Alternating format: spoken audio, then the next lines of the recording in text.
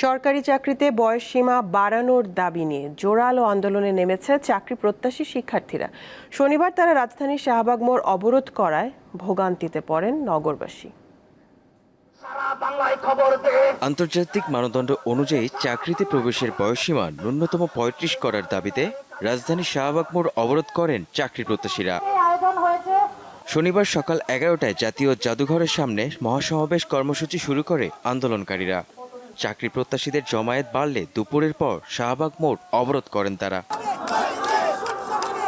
দীর্ঘ ১২ বছর ধরে এ আন্দোলন চলছে। বিগত আওয়ামী লীগ সরকার এই দাবি মেনে নেয়নি। তাই ছাত্র জনতার সরকারের কাছে তাদের দাবি, চাকরিতে প্রবেশের বয়সসীমা ৩৫ বছর করে দ্রুত গ্যাজেট প্রকাশ করা হোক। মানে পড়াশোনা শেষ করতেই ৩০ হয়ে যায়, অনেকের ২৮-২৯ হয়ে যায়। সো ৩৫ এটা যৌক্তিক দাবি, এটা সরকার মেনে নিলে সবাই ঘরে ফিরে যাবে, পড়াশোনা করবে। বিগত অনেক সরকার আমাদেরকে বিভিন্ন প্রতিশ্রুতি দিয়েছে। ওনারা যখনই নির্বাচন আসে বলে যে আমরা ছাত্র সমাজের পক্ষে আছি, আমরা আপনাদের সম্পূর্ণ দাবি মেনে নেব।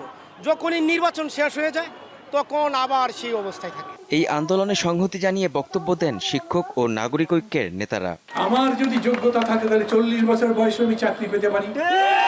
একজন সামরিক বাহিনীর অফিসার, একজন আমলা, নিজেরা চাকরি শেষ করবার পরে যদি আবার চুক্তি ভিত্তিতে নিয়োগ পেতে পারে, তাহলে এই তরুণ যারা ইতিহাস তৈরি করলো তারা পাবে না কেন?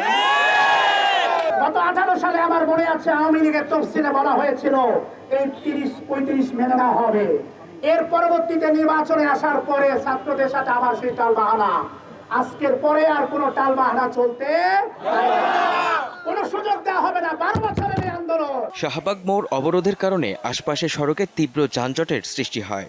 শুধু অ্যাম্বুলেন্স ছাড়া কোনো যানবাহন চলতে দেওয়া হয়নি। যানবাহনগুলো অন্য রাস্তা ব্যবহার করতে বাধ্য হয়। এতে ভোগান্তিতে পড়েন নগরবাসী। মেহেদী হাসান, দীপ্ত সংবাদ, ঢাকা।